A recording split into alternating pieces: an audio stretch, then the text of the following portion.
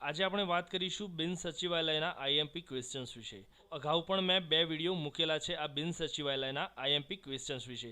મિત્રો, આજે આપણે વાત કરીશું 100થી પણ વધુ વન લાઇનર પ્રશ્નો વિશે. હા મિત્રો, આ વન લાઇનર પ્રશ્નોની આપે પીડીએફ જોઈતી હશે તો વિડીયોના લિંક ડિસ્ક્રિપ્શનમાં આપને તે મળી રહેશે. બિન સચિવાલય, સચિવાલય, ક્લાર્ક વગેરે આગામી તમામ આવનારા આવી સ્પર્ધાત્મક પરીક્ષાઓ માટે આ સવાલ જવાબ ખૂબ જ ઇમ્પોર્ટન્ટ છે. તો જોઈશું આ સવાલ જવાબ.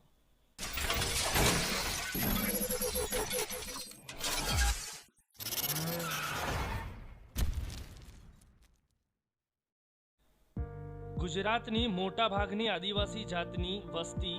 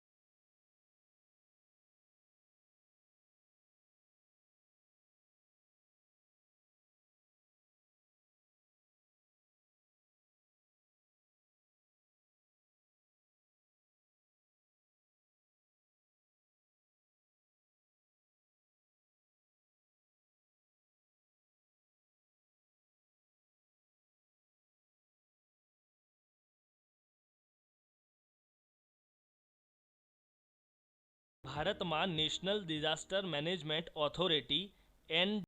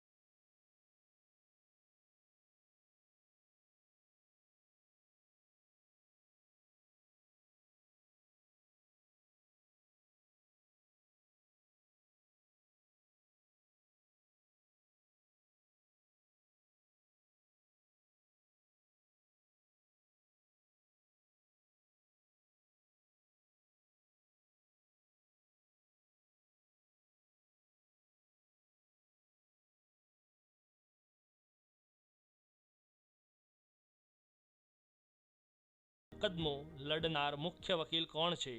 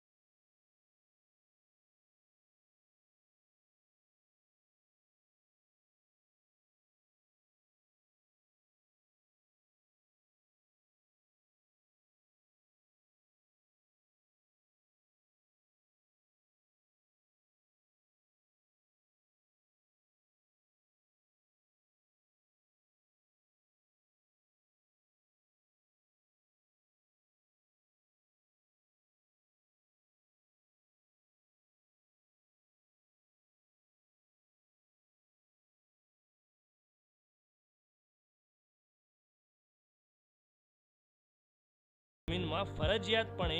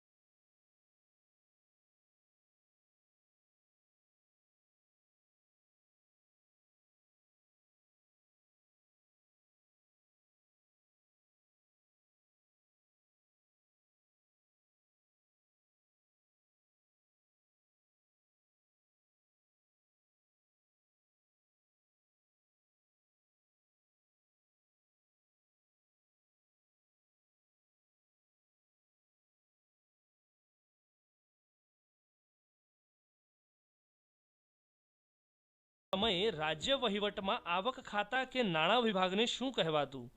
તેને કહેવાતું શ્રીકરણ. સોલંકી વંશના રાજાઓના કુલગુરુનું નામ શું છે?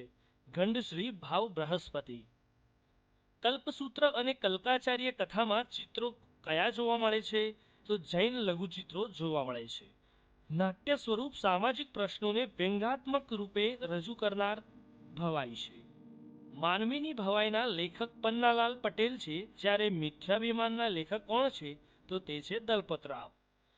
ખેત પેદાશોમાં વધારા માટે હરિયાળી ક્રાંતિ, તો મત્સ્ય ઉત્પાદનમાં વધારા માટે વાદળી ક્રાંતિ. રાષ્ટ્રપતિ દ્વારા સોંપવામાં આવેલ હોય તેવી કાયદા વિષયક બાબતોમાં ભારત સરકારને કોણ સલાહ આપે છે? તે છે એટર્ની જનરલ. ગુજરાત ગોપાલક વિકાસ નિગમ અંતર્ગત ₹1,00,000 સુધીની મર્યાદામાં લોન અપાય તે યોજના કઈ છે? તે યોજના છે ન્યૂ સ્વર્ણિમ યોજના. બ્યુટેનના કેટલા સમઘટકો મળે? 2 ઘટકો મળે. રાષ્ટ્રીય રસીકરણ દિવસ એટલે કે નેશનલ વેક્સિન ડે ક્યારે મનાવાય છે? 16 માર્ચે. સાહિત્યકાર અશોક ચાવડાનું વતન કયું છે? મંદાસર. કનૈયાલાલ મુનશીનું ઉપનામ શું છે? ઘનશ્યામ.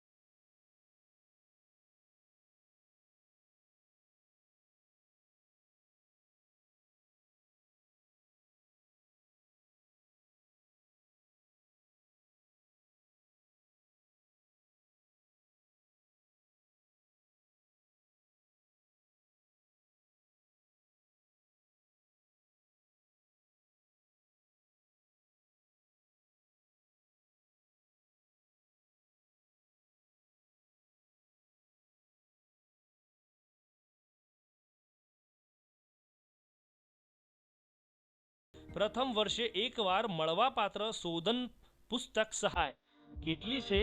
₹3,000. આહેન શ્રેણીનું સામાન્ય સૂત્ર શું છે? CnH2n+2. દુહાના મુખ્ય લક્ષણો જણાવો. દુહાના મુખ્ય લક્ષણો છે ચોટ અને લાઘવ. કીબોર્ડમાં અક્ષરોની પ્રથમ લાઇનમાં ડાબેથી જમણેરી કીનો ક્રમ કયો છે? તો તેને શોર્ટમાં QWERTY કહે છે. QWERT. વીજળીને ચમકારે લોકગીતના સર્જક કોણ છે? ગંગા સતી. H-C C બંધારણીય સૂત્ર શું છે?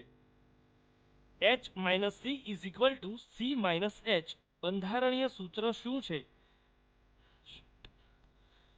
H-C C બંધારણીય સૂત્ર શાનું છે? તો તે સૂત્ર છે ઇથાઇનનું. ગાંધીજીએ ખોરાક અંગેના તેમના પ્રયોગો અને તેના વિશેના વિચારો અંગે દક્ષિણ આફ્રિકામાં પુસ્તક પ્રકાશિત કર્યું હતું. તેનું નામ આરોગ્ય વિશે સામાન્ય જ્ઞાન છે. MS પાવરપોઈન્ટમાં સ્લાઇડનો ક્રમ બદલવા માટે કયા બૂમનો ઉપયોગ થાય છે? સ્લાઇડ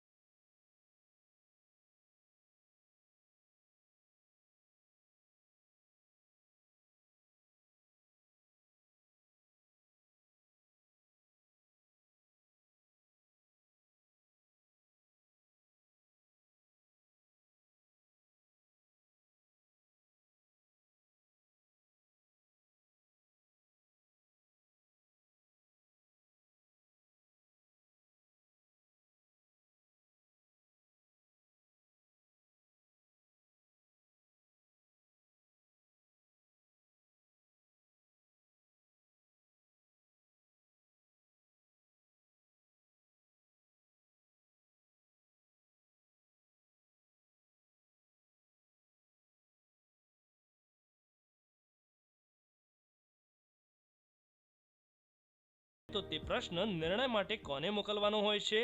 વિધાનમંડળ કાયદાથી જોગવાઈ કરે તેવી રીતે અને તેવા સત્તાધિકારીને મોકલવાનો હોય છે. ક્યુઆર કોડનું પૂરું નામ શું છે? તો ક્યુઆર કોડનું પૂરું નામ છે ક્વિક રિસ્પોન્સ કોડ. તો મિત્રો આજે આપણે આ વાત કરી બિન સચિવાલયના મોસ્ટ આઈએમપી ક્વેશ્ચન્સ વિશે. હા મિત્રો, આ 100 થી પણ વધુ મોસ્ટ આઈએમપી ક્વેશ્ચન હતા અને તે પણ વન લાઇનર ક્વેશ્ચન. મિત્રો, આ વિડીયોમાં જોયેલા આપે પ્રશ્નોની પીડીએફ ફાઇલ જોઈતી હશે તો વિડીયોના લિંક ડિસ્ક્રિપ્શનમાં તે પણ આપને જરૂરથી મળી રહેશે. વધુમાં મિત્રો, આજે આપણે આ જોયો ભાગ 3 અને ભાગ 1 અને ભાગ 2 જોવા માટે વિડીયોના લિંક ડિસ્ક્રિપ્શનમાં તેની લિંક પણ આપેલી છે. તેના થ્રુ તમે ભાગ 1 અને ભાગ 2 પણ જોઈ શકશો. અને મિત્રો, આજનો વિડીયો આપને જરૂરથી પસંદ પડ્યો હશે તો પ્લીઝ વિડીયોને લાઈક કરવાનું ભૂલશો નહીં અને આપણા ફ્રેન્ડ સર્કલમાં કે વોટ્સએપમાં કે ફેસબુકમાં પણ તેને જરૂરથી શેર કરશો. જો મિત્રો આપ નવા હો અમારી ચેનલ માટે તો પ્લીઝ અમારી ચેનલને સબસ્ક્રાઇબ કરી લેશો જેથી આવનારા તમામ અપડેટેડ વિડીયો અને બિન સચિવાલયને લગતા વિડીયો આપને રેગ્યુલર મળતા રહે. ધન્યવાદ મિત્રો.